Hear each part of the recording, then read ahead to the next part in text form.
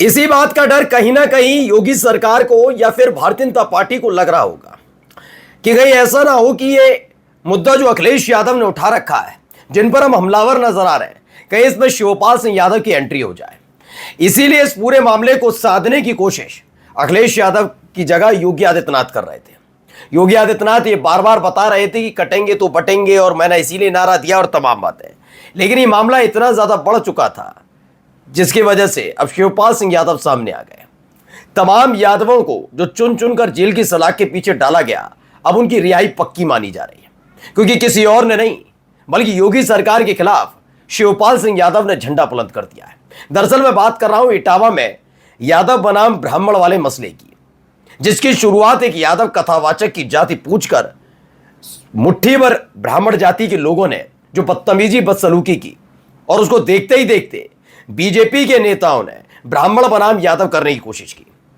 यह मसला इतना ज्यादा बढ़ गया जिसका पॉलिटिकल फायदा उठाने की कोशिश बीजेपी पूरी तरह से कर चुकी थी, पूरी फिराक में थी कि यादव बनाम ब्राह्मण हो जाएगा आसानी से, लेकिन यह खेल उल्टा पड़ गया। अब शिवपाल सिंह यादव ने जो ऐलान किया है, उसने खास तौर पर पिछड़ी जाति और यादवों में उत्साह भर दिया है। वो पिछड़ी जाति, वो यादव जिनके बच्चों को जेल की सलाखों के पीछे सिर्फ इसलिए ठूस दिया गया क्योंकि उन्होंने ब्राह्मणों के खिलाफ आवाज उठाई थी, और खास तौर पर वो गुट, ब्राह्मणों में भी वो गुट जिन्हें भारतीय जनता पार्टी प्रश्रय दे रही थी।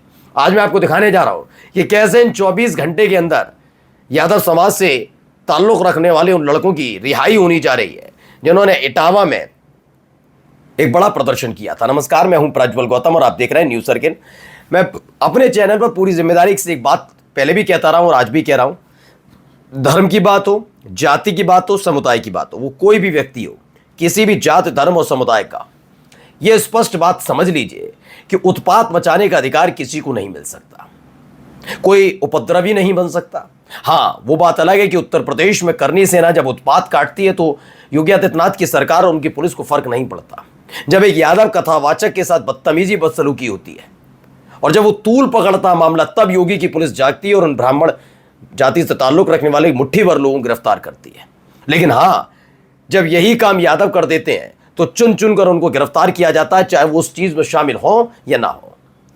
याद होगा यादव कथावाचक, उसके बाद यह मामला बनाया गया, उसके बाद वीडियो भी आई कैसे उसकी चोटी काट दी गई, बताया गया तुम तो यादव हो, पिछड़ी जाति के हो, तुम कैसे ये सब कर सकते हो, तमाम चीजें हुई थी ना।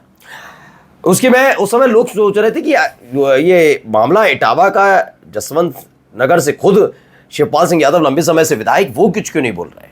दरअसल वो देख रहे थे करना क्या चाहते हैं, जिसका मोर्चा अखिलेश यादव ने संभाल रखा है, आगे जाकर होना क्या है। लेकिन आखिर में खुद आए हैं शिवपाल सिंह यादव, और क्या हुआ, पत्रिका की खबर है। इटावा में शिवपाल सिंह यादव ने ब्राह्मण यादव विवाद पर बड़ा बयान दे दिया, बोले निर्दोष लोगों को जेल भेजा गया।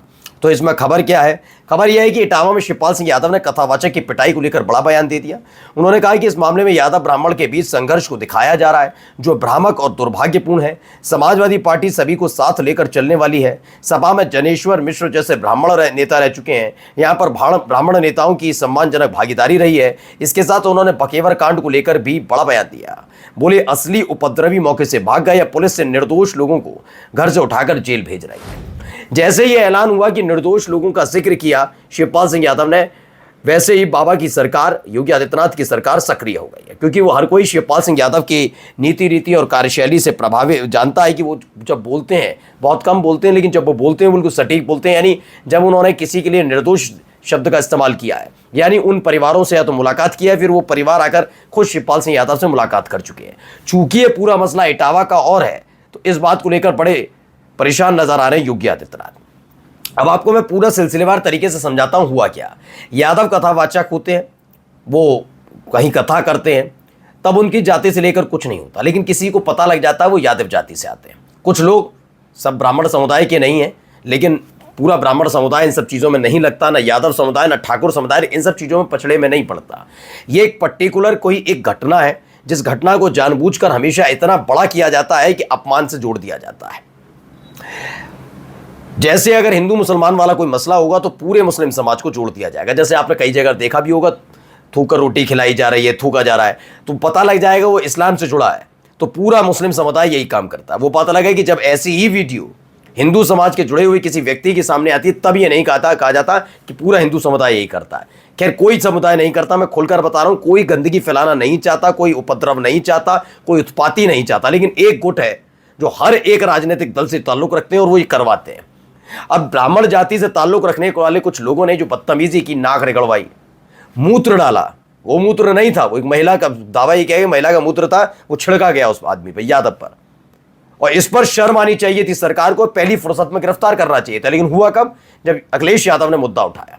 फिर उधर से भड़काया गया ब्राह्मणों को कि देखो यादव उधर से जवाब दिया गया, यादव जो होते हैं वो पिछड़ी जाति से आते हैं। ओम प्रकाश राजभर बड़े बोले बन रहे थे, कह रहे थे कि अगर यादव जाति से आते हो तो दूध दो, ये ब्राह्मणों का काम ये है। वो बात अलग है कि ओम प्रकाश राजभर की हिम्मत नहीं है कि योगी आदित्यनाथ से जाकर पूछ ले, आप तो ठाकुर और महंत कैसे बने फिर सकते हो, तो काम तो ब्राह्मणों का है, जाकर पूछ लें, एक बार पूछ लेते ना, आप और आपके लाडले दोनों लाडले और ओम प्रकाश राजभर जाकर पूछ लें।